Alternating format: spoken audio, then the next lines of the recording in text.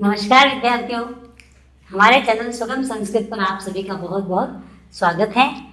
और आज की क्लास में हम कक्षा 10 की जो संस्कृत पाठ्य पुस्तक की जो प्रथम पाठ है सूची पर्यावरणम, उसका अध्ययन करेंगे। इसमें कवि ने महानगरों की जो प्रदूषण समस्या और प्रकृति के जो वातावरण को शुद्ध बताया है, उस संबंध में हम अध्ययन करेंगे। तो चलिए शुरू करते हैं आज की क्लास। सूची पर्यावरणम्। अयं पाठः आधुनिक संस्कृत कवेः हरिदत्त शर्मणः लसल् लतिका इति रचना संग्रहात् संकलितो अस्ति। यह पाठ आधुनिक संस्कृत कवि हरिदत्त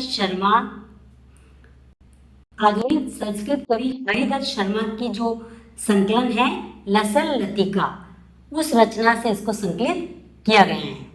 अत्र कविः महानगराणां यंत्राधिक्येन प्रवर्धित प्रदूषणोपरि चिंतित मना दृश्यते।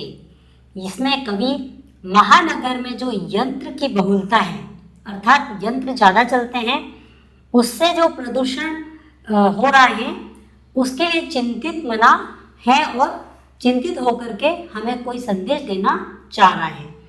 सह कथयति यद इदं लोहचक्रम शरीरस्य मनश्च शोषकम अस्ति। वो कहना चाह रहे हैं कवि कि स कथयति, वे कहते हैं कि इदम लोह चक्रम, ये जो लोह चक्र है अर्थात लोहे के पहिए हैं जो हमारे शरीर को बिल्कुल सुखा रहे हैं और मन को पसीज रहे हैं। अस्मात् वायुमंडलम मलिनम भवति, और इससे जो हमारा वायुमंडल है वो बहुत मलिन हो रहा है, दूषित हो रहा है। कवि महानगरीय जीवनात् सुदूरम, अतः कवि इसमें कहना चाह रहे हैं कि महानगर के जीवन से दूर, सुदूर का अर्थ है महानगर के जीवन से दूर, जहाँ पर नदी है, बहते हुए झरने हैं, वृक्ष समूह है, लता कुंज है, पक्षी कुल कलरव कुजितम, अर्थात जहाँ पक्षियों का कलरव है, वन प्रदेशम प्रति गमनाय अभिलषित, ऐसे प्रदेश में कवि जाना चाह रहे हैं। अर्थात ये जो पाठ है 10वीं कक्षा का सूची पर्यावरण, अर्थात शुद्ध पर्यावरण होना चाहिए। इसमें एक हरिदत्त शर्मा नाम के कवि हैं जिनकी एक रचना है जिसका नाम है लसल् लतिका। यहाँ से इस पाठ को इन्होंने लिया है और इसमें कवि ने जो महानगर में लगातार यंत्र के धुएं से प्रदूषण हो रहा है उससे दूर जाने की अभिलाषा की है। कवि कह रहे हैं कि मुझे इस महानगरों से कहीं दूर ऐसी जगहों पर लेके जाओ जहाँ पे नदी हो, झरना हो, वृक्ष का समूह हो, लता कुंज हो, ऐसी जगहों पे जहाँ पक्षी कलरव कर रहे हो, चहचहाट हो, ऐसी जगहों पर जाने के लिए वह अभिलषित है, यानी आशा कर रहे हैं। तो इसको भी, ये तो इसकी डिस्क्रिप्शन होगी, अब इसको अपन श्लोक के माध्यम से समझेंगे। नेक्स्ट स्लाइड पर मूव करते।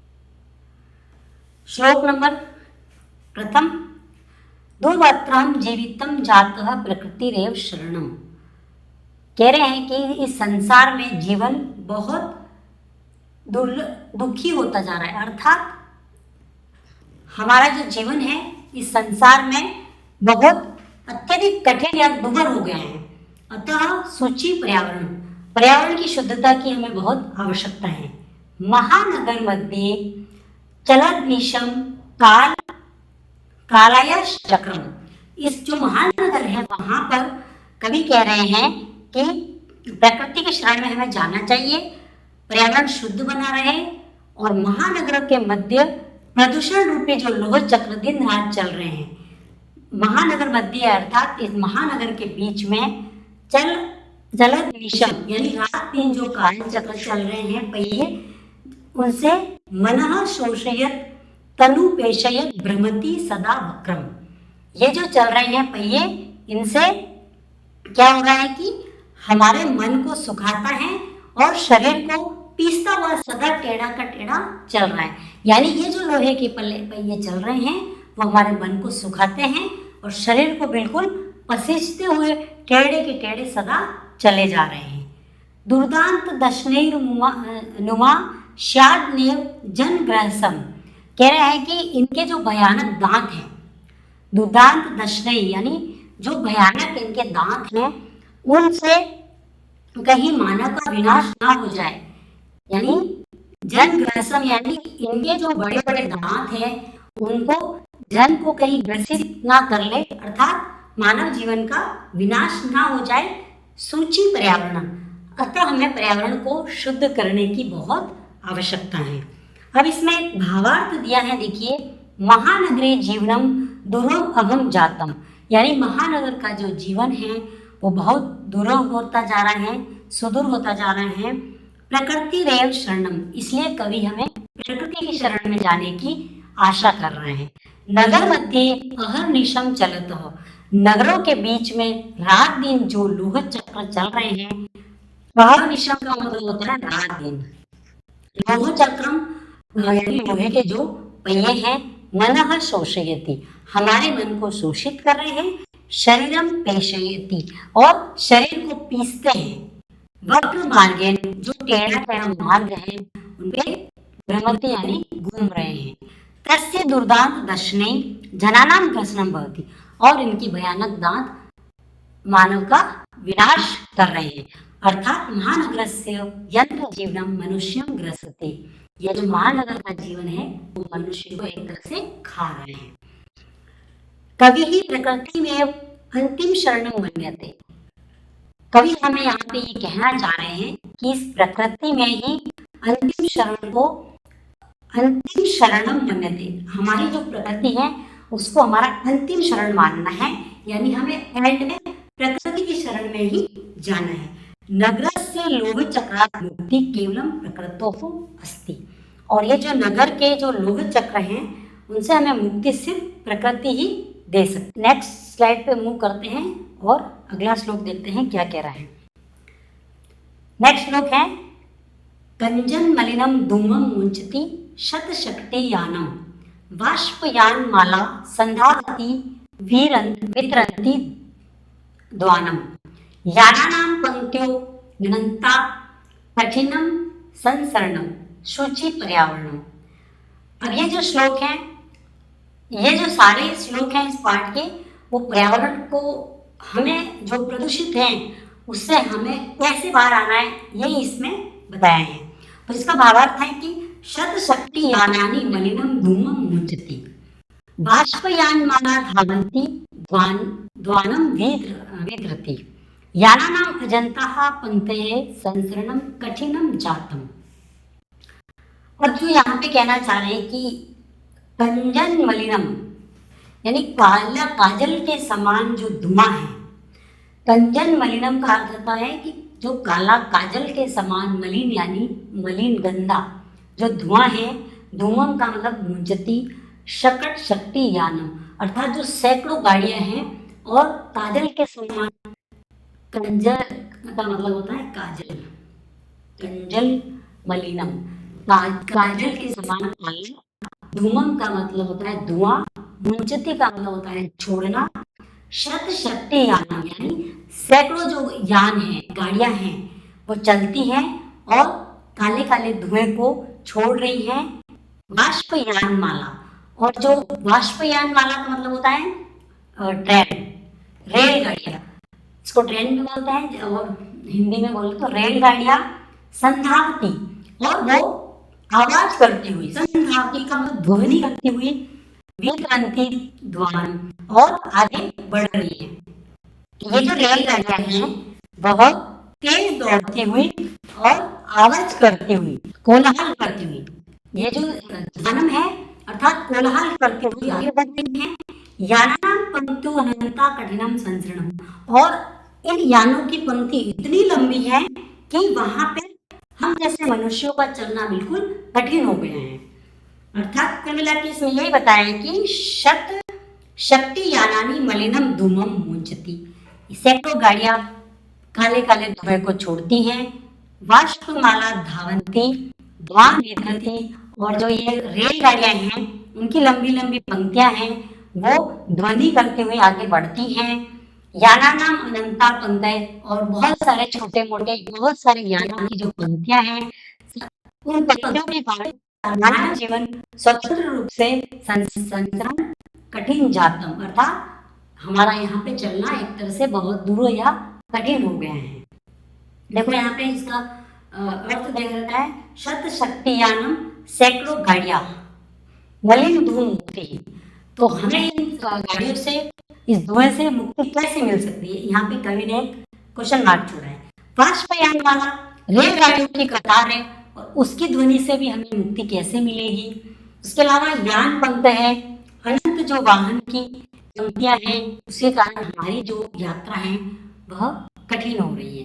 तो इससे कैसे बचा जा सकता है? ये हो गया अपना श्लोक नंबर 2। आशा है आपको समझ में आ रहा होगा। नेक्स्ट स्लाइड पे मूव करते हैं हम और श्लोक नंबर 3। तीसरा श्लोक है, वायुमंडलम वृषम दूषितम न हि निर्मलम जलम उत्सित वस्तु मिश्रितम भक्ष्य समलम धरातलम कर्णम बहिर अंतर जगति तू बहु शुद्धिकरणम सूची पर्यावरण। अब ये जो श्लोक है क्या कहना चाह रहा है कि संपूर्ण जो वायुमंडल है अपना, पूरा का पूरा वायुमंडल भी मलिन हो चुका है और वायुमंडलम विषम दूषितम, ये वायुमंडल है जो अत्यधिक दूषित हो गया है और न ही निर्मलम जलम, और जो हमारा जल है वह भी स्वच्छ नहीं बचा। यानी प्रदूषण इतना हो रहा है कि हमारा जो वायुमंडल है वह तो दूषित हुए हैं, लेकिन पानी यानी जल को भी स्वच्छ नहीं रहने दिया। कुत्सित वस्तु मिश्रितम भक्ष्यम समलम धरातलम, और जो खाने पीने की वस्तुएं हैं हमारी, भक्ष्यम का मतलब होता है खाद्य पदार्थ, तो कुत्सित वस्तु मिश्रितम, उसमें भी गंदगी मिली हुई आ रही है।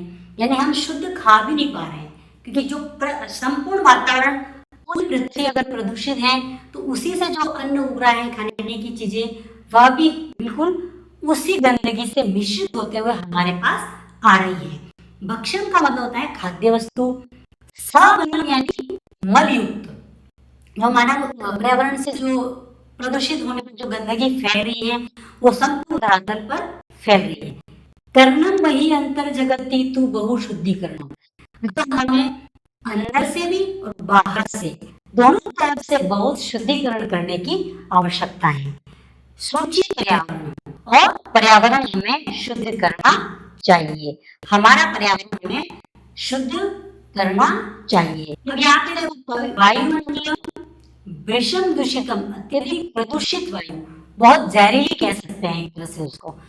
जलम के लिए इन्होंने दिया है कि न ही निर्मलम, और जल भी बिल्कुल शुद्ध नहीं है।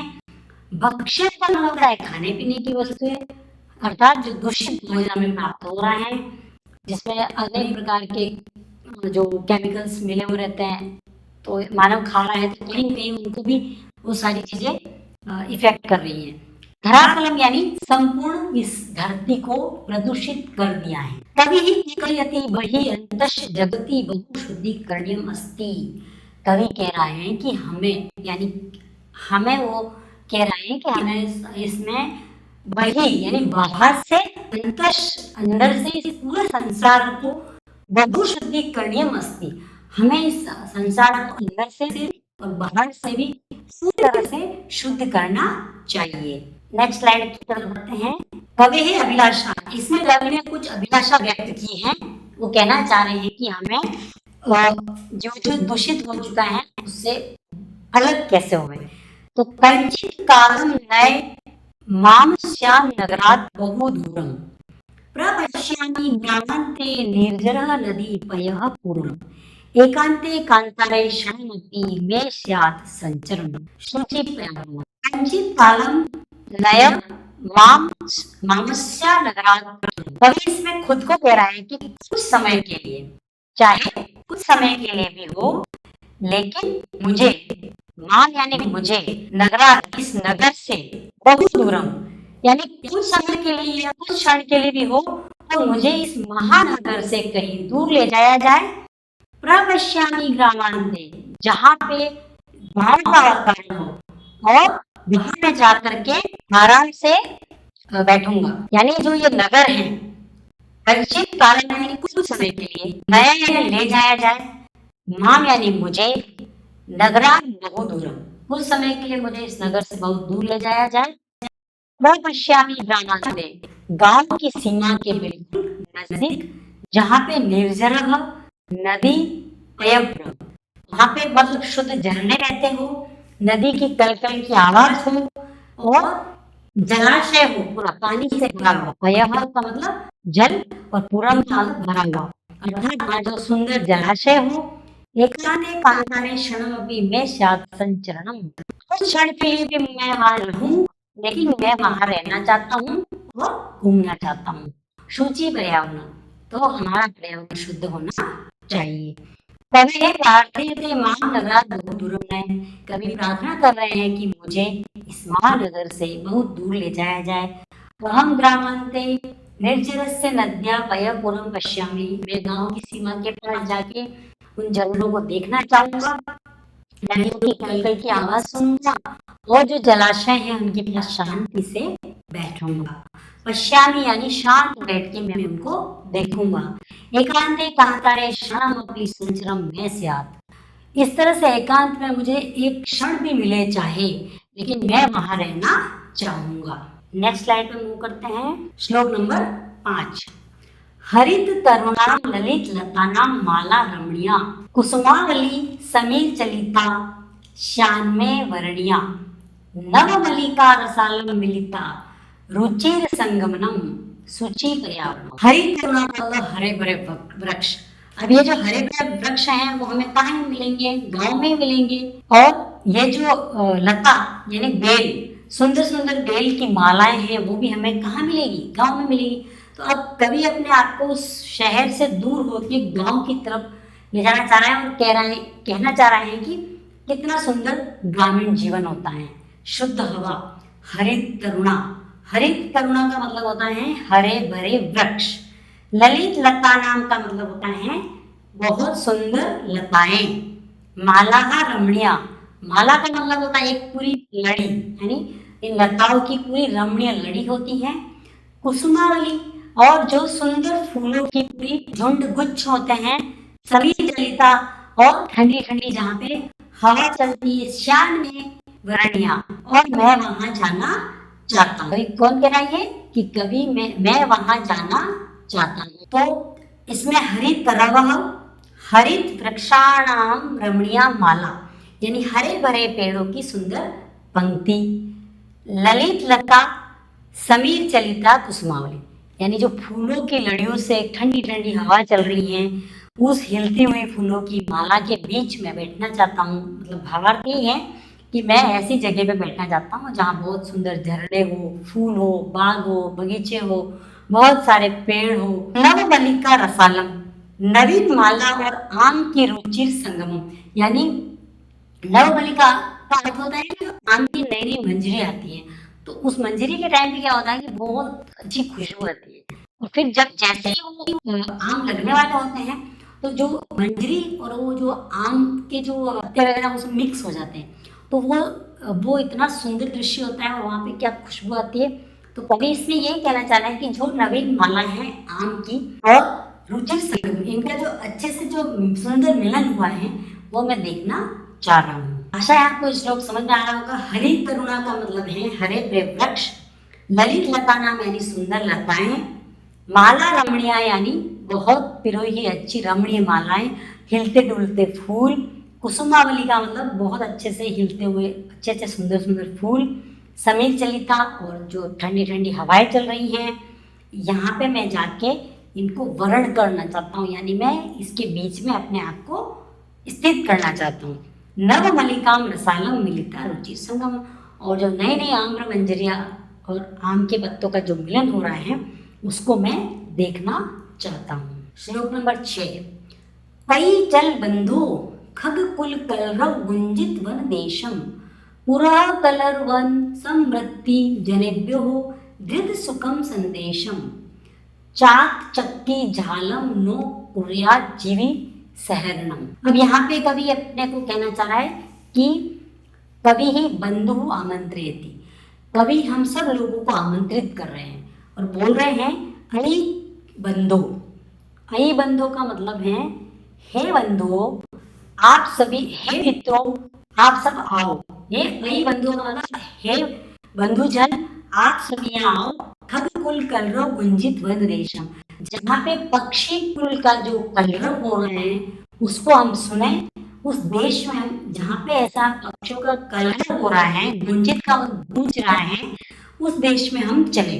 तभी यहाँ पे कहना चाह रहे हैं कि हे बंधुओं, आप ऐसी जगह पे चलो जहाँ पे पक्षी समूह की ध्वनि से गुंजायमान हो रहा है और नगर के यानी पुनः कलर संप्रदित जनेभ्यो धृत सुखम संदेशम। और यहाँ पे जो ये मधुर ध्वनि हो रही है, पक्षियों का जो समूह है ध्वनि से गुंजायमान हो रहा है, और वन प्रदेश में, ऐसे वन प्रदेश में चलो, संप्रति जनेभ्यो धृत सुख संदेशम, अर्थात हमें ऐसे समूह पर वन प्रदेश में जाना चाहिए जहाँ पक्षियों के समूह की ध्वनि हो रही है और जीवन के आनंद को नष्ट न करे, और अतः चाक चिक के झालम, ये जो शहर यानी नगर की जो चकाचौंध है उससे दूर, अर्थात मैंने आपके कवि इसमें ये कहना चाह रहे हैं कि अरे चल बंधु, यानी हे बंधु वहां चलो जहाँ पे खग आदि का जो मस्त कलरव हो रहा है, गुंजित वन देशम, ऐसे वन में चलते हैं जहाँ पे हम आराम से सुख से वहां रहेंगे, किसी प्रकार की कोई टेंशन नहीं होगी। चाक चिक्के झालम, यानी जो शहर की, नगर की जो चकाचौंध है, चाचू ये ध्वनियों की आवाज है, उससे अच्छा तो पक्षियों की कलरव की आवाज हम सुने। कुर्या जीवनम सहरणम, और इससे हमारा जीवन सरल होगा, अच्छा लगेगा। सोची पर्यावरणम, अर्थात हमें हमारे पर्यावरण की सुरक्षा करनी चाहिए। अब इसमें जो भावार्थ लिखा है देखो, कवि ही बंधु आमंत्रेति, कवि सारे बंधुओं को आमंत्रित करते हैं। हे बंधु चलो, आओ मित्र उस वन देश गच्छाम, हे मित्र चलो हम उस वन देश में चले, यत्र पक्षी कुल से कलरव, जहाँ पे पक्षी अपना कलरव कर रहे हैं, और वनम गुंजितम, और वन गुंजायमान हो रहा, नगर से कलरव संप्रभित जनेभ्य, जो नगर का कलरव है गाड़ियों यंत्र आदि धुएं का, वहां से इंसान भ्रमित हो रहा है, एक तरह से पागल हो रहा है। सुख संदेशम वहंतम गच्छाम, इसलिए हमें अच्छा संदेश मैं लोगों को देना चाहता हूँ। चाक चिक के झालम, और ये जो चमक दमक चकाचौंध है उससे मैं सारे मनुष्यों को हटाना चाहता हूँ, अर्थात मैं इंसानों को अच्छा जीवन देना चाहता हूँ। कवि कह रहे हैं कि जीवित रसम न अर्तु, मैं उनके जीवन रूपी जो रस को हो उसको खत्म करना नहीं चाह रहा हूँ, बल्कि ज्यादा से ज्यादा बढ़ाना चाह रहा हूँ। पक्षी कुल कलरव नगर कलरवात भिन्न, यानी जो पक्षियों का कलरव है वो नगर की कलरव से बहुत भिन्न है।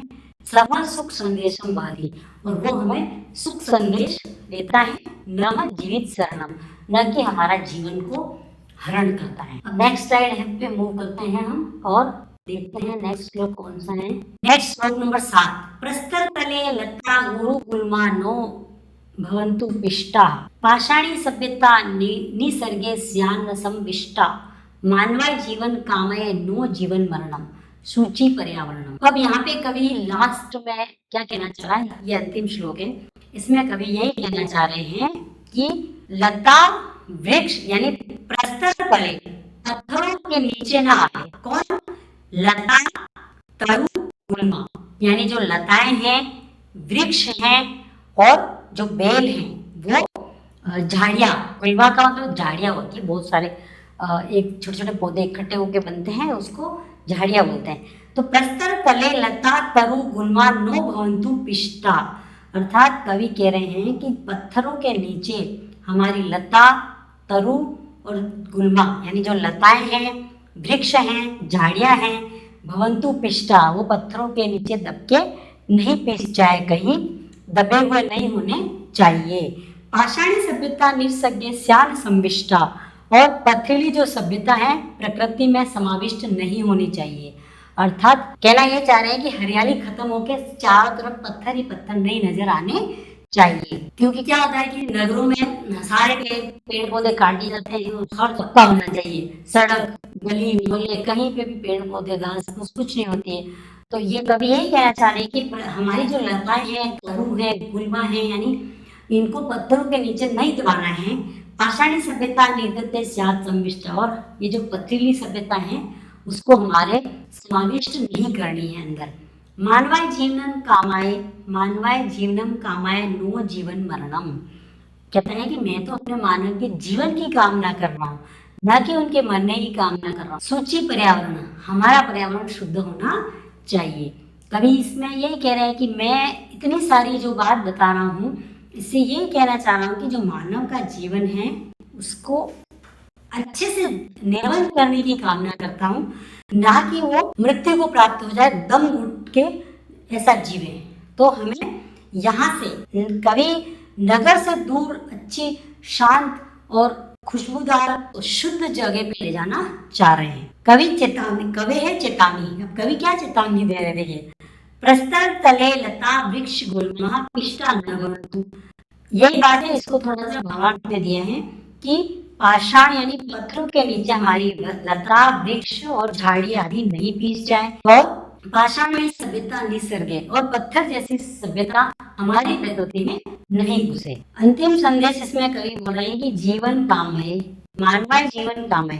मैं मनुष्य के लिए क्या चाहता हूँ, जीवन चाहता हूँ, न जीवन मरणम, नो जीवन मरणम, जीवित रहकर भी मरना नहीं, यानी जीते जी भी हम मरे मरे जिए ऐसा कभी नहीं चाह रहे। शुचि पर्यावरणम, स्वच्छ पर्यावरण ही सच्चा जीवन है। यंत्र अधिक्यम प्रदूषण पाषाणी सभ्यता, और यंत्रों की अधिकता से पूरा वातावरण प्रदूषित हो जाता है और पाषाणी सभ्यता आ जाती है। एतानि सर्व त्यक्त्वा, इन सभी को त्याग करके हमें प्रकृति शरणम गच्छाम, हमें प्रकृति की शरण में जाना चाहिए। नेक्स्ट क्या है देखते हैं। ओके, तो ये अंतिम स्लाइड है, प्रथम पार्ट है 10वीं कक्षा का। आशा है आपको ये सारे श्लोक समझ में आए होंगे। अगर आपको ये क्लास कैसी लगी जरूर बताइए, कमेंट में बताइए, कोई डाउट हो तो इसका समाधान करेंगे। और हाँ, एक और बात, अगर आप इस चैप्टर के इस पार्ट 1 के क्वेश्चन आंसर भी चाहते हैं तो कमेंट में थंब शो कीजिए। नेक्स्ट क्लास अपनी इसी चैप्टर के क्वेश्चन आंसर के रखेंगे, और अगर नहीं तो फिर हम इसका अध्याय 2 पढ़ेंगे। धन्यवाद।